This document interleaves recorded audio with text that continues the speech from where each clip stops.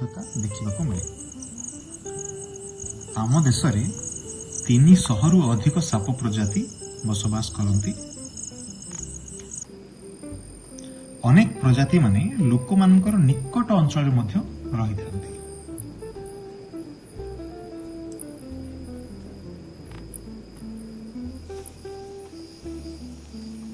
The Russell's फाइपर यह भारतर बहुत अंचल एक साधारण साप। चाष जमी यापाई अनेक खाद्य प्रदान करिଥାଏ। एही साप एक लुच्चा शिकारी और यार चमत्कार कैमोफ्लेज थाए। यह विशेषकर चाषी माने काम करुवा बेले कामुड़ी देଥାଏ। एही सापर विष बहुत विषाक्त और विषर परिमाण बहुत थाए।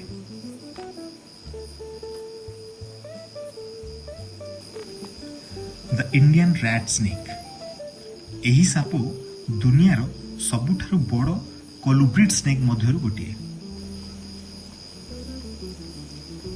एमाने सहर अंचल रे बसवास करती। मूसा एमानकर मुख्य खाद्य। एमाने जमी गछ और पानी तीनिटिरे ही सुविधा चली पारती।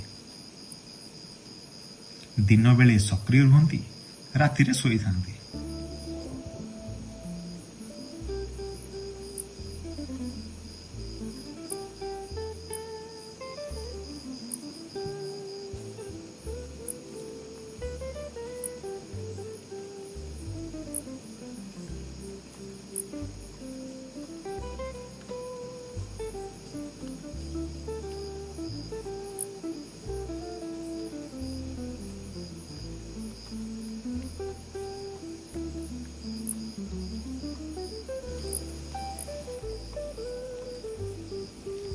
द कॉमन सैंड बोआ जहाँ भारत में प्रचुर भाव देखा मिले। यह धीर और लुचुआ प्रकृति। एमाने बालुका माटी अंचल को पसंद करते। से माने चाप द्वारा विशेषकर छोट प्राणी को शिकार करते।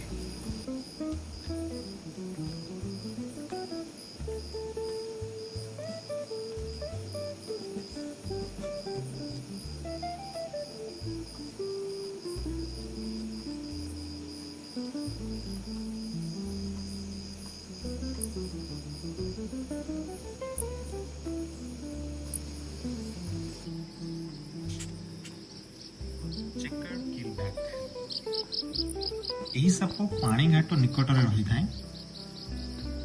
एमाने महान जलचरी। एमाने माछ और बेंग खाई था।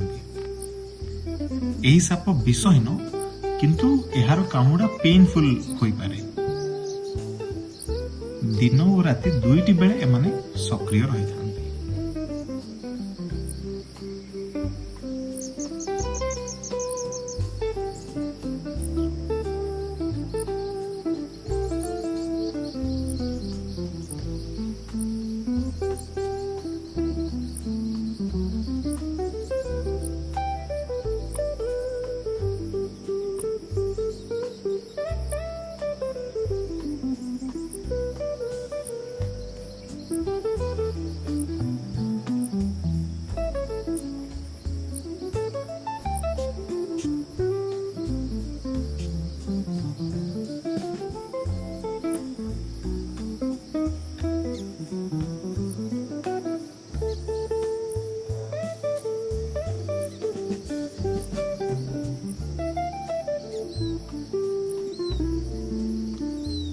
शेष द कॉमन ब्रॉन्ज बैक यही साप गछरे रहिबा को पसंद करती। एमानकर दृष्टि शक्ति बहुत तीक्ष्ण और एमाने द्रुतगामी अटंती। एमाने छोट जंतु जेपरिक बेंग शिकार करिथांती।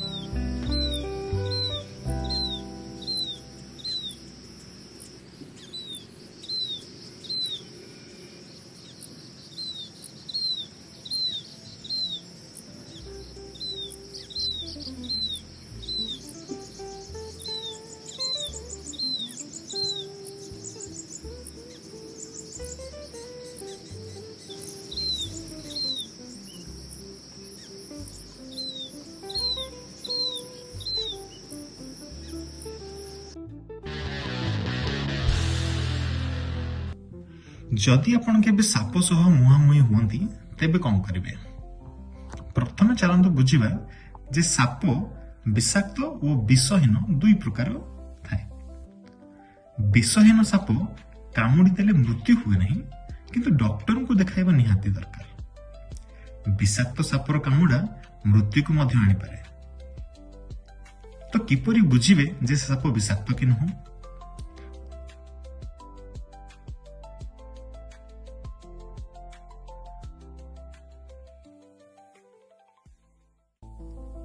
नंबर 1, सापर मुंड को देखंतु। विषाक्त सापर मुंड त्रिभुजाकार होता है। शरीर छोट और मुंड बड़ होता है। विषहीन सापर मुंड बड़ नुहे, यह शरीर सह समरूप थाए। नंबर 2, रंग और आचरण देखंतु।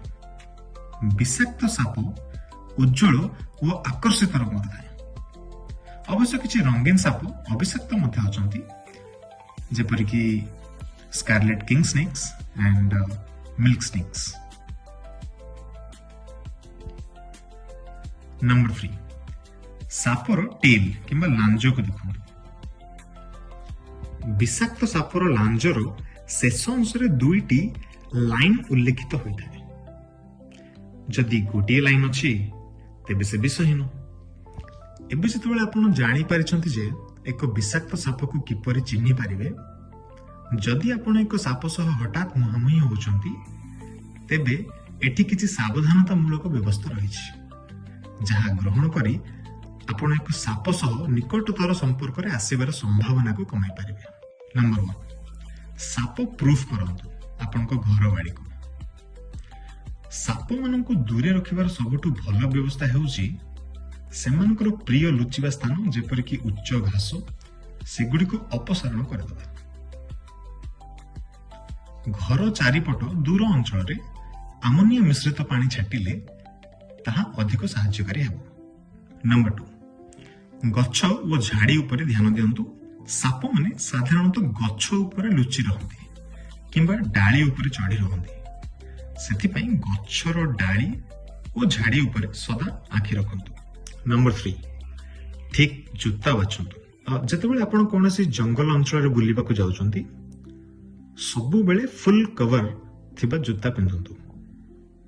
स्लीपर, सैंडल, फ्लिप फ्लॉप्स पिंधिले आपणको पाद साप आक्रमण पई खुला रही थाए। सेथि पई एही परि जूता बाछिबा एक वाइज चॉइस नुहे। नंबर 4, साप को केबे भी फॉलो करंतु नहीं, ना वास्तव जीवन रे ना इंस्टाग्राम रे एवं फेसबुक रे मध्य तांको अनफ्रेंड कर दियंतु। एहा भलो भाबरे बुझी रखंतु, साप माने केबे मध्य अचानक आक्रमण करंती नहीं। से माने सेतेबेले आक्रमण करंती जेतेबेले से माने आतंकित अनुभव करंती। सेथि पई जेते दूरे रहिबे सेते सुरक्षित रहिबे। एही समस्त टिप्स आपनको साप सहित हठात सामना हेबारो बंचिबारे सहायता करि परिबो। किंतु जदि केबे सत्तरे आपनको साप कामुड़ी देछि तेबे कोन करबा उचित ताहा जानिबा अत्यावश्यक। प्रथम काम होछि तुरंत एम्बुलेंस डाकिबा किंबा निकटतम डॉक्टर को पाखକୁ ଯିବା। एही समय मध्यरे आपण आपनको घा को जांच करि परिबे। जदि घा रे दुईटी पंक्चर मार्क्स अछि, ताहार चारि पाखरे स्किन फुली जाइछि किंबा फिक्का देखा जाउछि, तेबे एहा विषाक्त साप हेबार प्रमाण होई पारे। एहा सहित आपनको बांती, शरीर अशक्त हेबा वो ज्वर हेबा, देन एहा शरीर भितर थिबा विषर अन्य लक्षण। एही अवस्था रे सबुठ जरूरी कथा हेउछि शांत रहंतु, कारण भय और आतंक हार्ट रेट बढ़ाई दिए, जहा विष को शरीर रे जल्दी स्प्रेड करि थाए।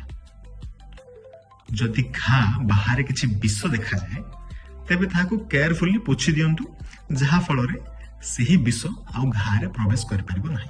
एक जनाशुना विधि अनुसार बहुत लोक विश्वास करती जे साप कामुड़िले घारू विष कामुड़ी की शोषी देवा उचित, किंतु वास्तव में यही मेथड एते भलो आइडिया नुह। यह पार्टी माध्यम रे क्रॉस कंटामिनेशन कराई पारे। घा भितर थिबा विष पार्टी रे थिबा टिश्यू को इन्फेक्ट करि पारे एवं पार्टी रे थिबा जीवाणु घा को इन्फेक्ट करि पारे। एही कारणरू एक्सपर्ट्स साधारणतः एही टेक्निक सजेस्ट करती नहीं। ଘା ଉପରେ ବିଭିନ୍ନ କ୍ରିମ ଲଗାଇବା ଏହା ମଧ୍ୟ ଗୋଟେ ବଡ଼ ଭୁଲ। ଏହିପରି କ୍ରିମ ବିଷକୁ ରୋକିବା ବଦଳରେ ଘାର ଅବସ୍ଥା ଅଧିକ ଖରାପ କରିପାରେ। ଯଦି ବହୁତ ଶୋଷ ଲାଗୁଛି ଦେନ୍ ପାଣି ପିଅନ୍ତୁ। ଏହା ଆପଣଙ୍କୁ ହାଇଡ୍ରେଟେଡ୍ ରଖିବ ଓ ବିଷକୁ ଶରୀରରୁ ବାହାର କରିବାରେ ସାହାଯ୍ୟ କରିବ।